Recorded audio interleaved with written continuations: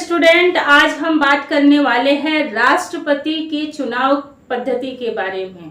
2022 के राष्ट्रपति चुनाव का बिगुल बज चुका है और राष्ट्रपति के उम्मीदवार भी मैदान में आ गए हैं। तो हमारे मन में ये जिज्ञासा होती है, ये जानने की इच्छा होती है कि राष्ट्रपति का चुनाव जो है वो किस तरीके से होता है, राष्ट्रपति के निर्वाचन में किस पद्धति का उपयोग किया जाता है और उनके निर्वाचन में कौन भाग लेता है। तो आज हम इसी के बारे में पढ़ेंगे और यही जानेंगे कि राष्ट्रपति का चुनाव किस तरीके से होता है। राष्ट्रपति के चुनाव को जानने से पहले हम ये जानेंगे कि राष्ट्रपति के बारे में संविधान में कहाँ उल्लेख किया गया है। तो संविधान के भाग 5 में अनुच्छेद 52 से लेकर 62 तक में राष्ट्रपति के बारे में उल्लेख किया गया है। तो चलिए जानते हैं राष्ट्रपति के बारे में, राष्ट्रपति के निर्वाचन के बारे में। सबसे पहले हम अनुच्छेद 52 की बात करते हैं। अनुच्छेद 52 यह कहता है कि भारत के लिए एक राष्ट्रपति होगा। भारत के लिए एक राष्ट्रपति का पद नामित किया जाता है। इसमें अनुच्छेद 53 बोलता है कि राष्ट्रपति के कार्य एवं शक्तियों का वर्णन इस अनुच्छेद में किया गया है और ये कहता है कि संघ की कार्यपालिका शक्ति जो होगी वो राष्ट्रपति में निहित होगी, यानी कि राष्ट्रपति कार्यपालिका का प्रमुख होगा। आपके मन में ये सवाल उठना लाजमी है कि हम सब यह बोलते हैं कि राष्ट्रपति जो होता है वो तो नाम मात्र का प्रधान होता है, वास्तविक प्रधान तो प्रधानमंत्री होते हैं।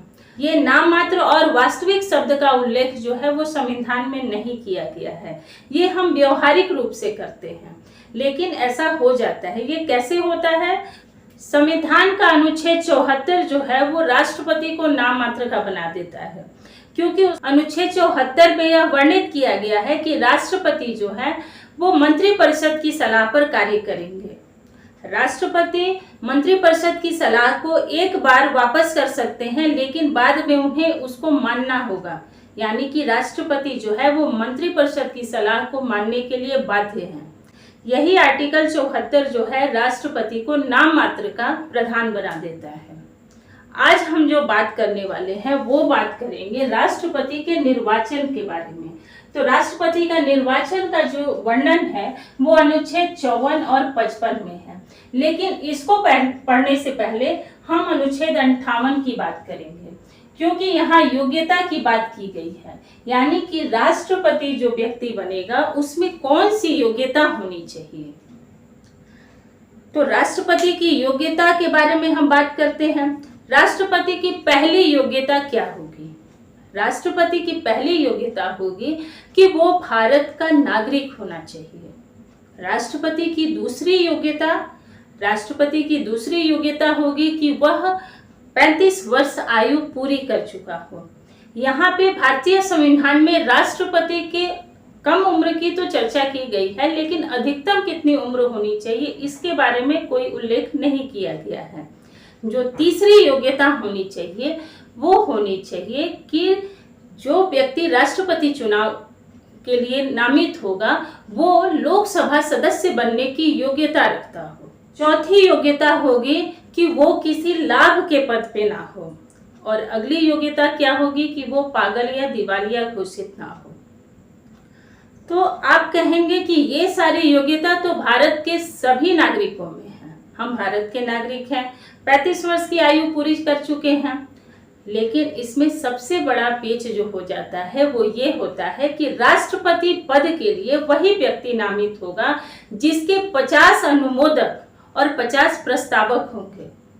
यहीं से आम आदमी के राष्ट्रपति बनने का सपना जो है वो टूट जाता है, यानी कि अनुमोदक और प्रस्तावक जो होंगे वो राजनीतिक दल के नेता होंगे।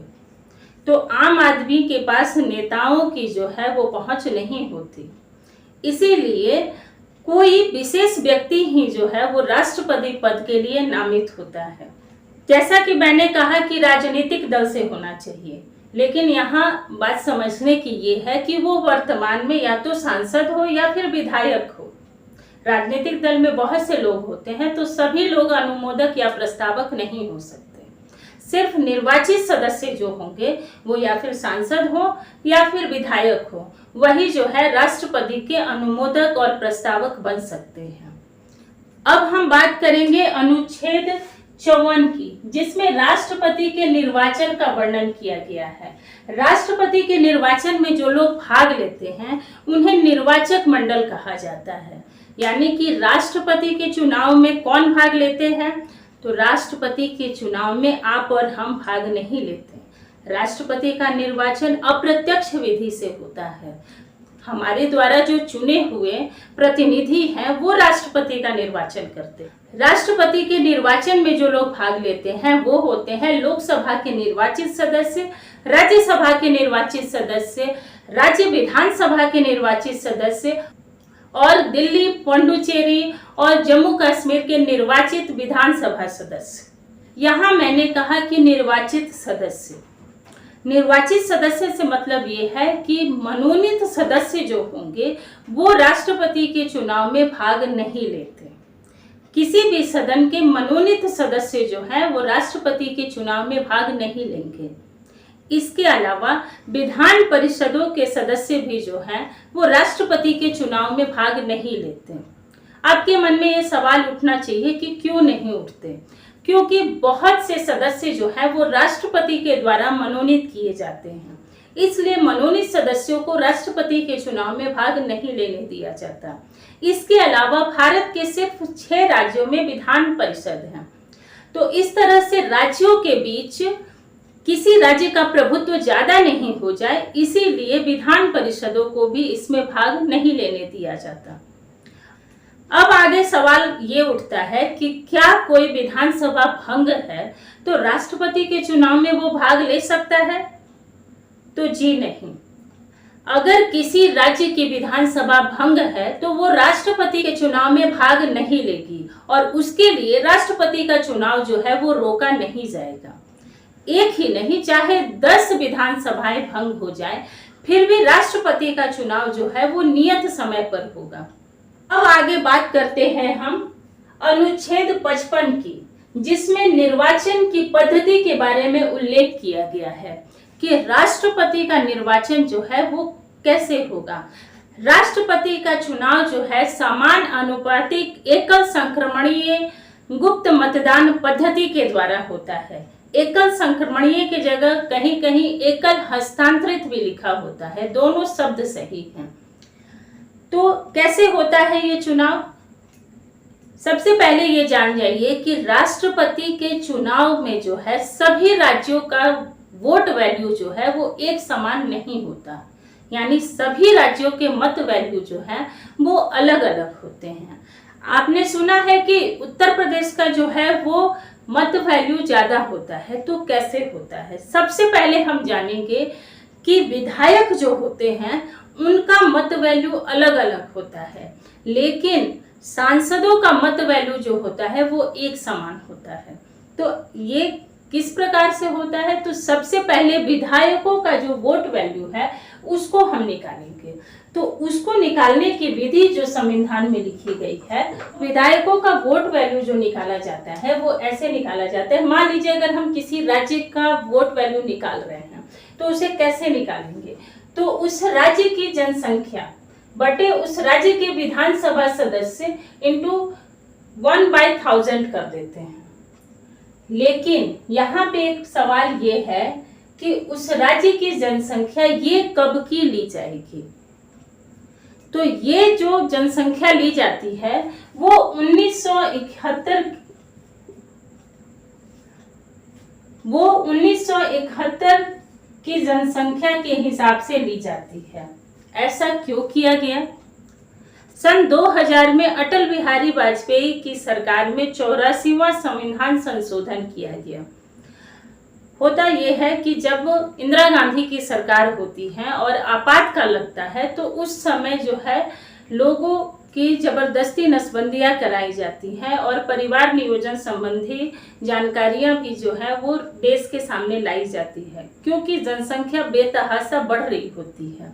तो भारत के जो दक्षिण के राज्य हैं वो जनसंख्या पे कुछ नियंत्रण तो करते हैं, लेकिन उत्तर के राज्य जो है जनसंख्या पे किसी तरह का नियंत्रण नहीं करते। और भी जो राज्य हैं वो इस मामले को उतने संजीदगी से नहीं लेते। तो जब अटल बिहारी वाजपेयी की सरकार बनती है तो बढ़ती हुई जनसंख्या पे ध्यान जाता है और ये बात होती है कि क्यों राज्य सरकारें जो हैं वो बढ़ती हुई जनसंख्या पर ध्यान नहीं देती।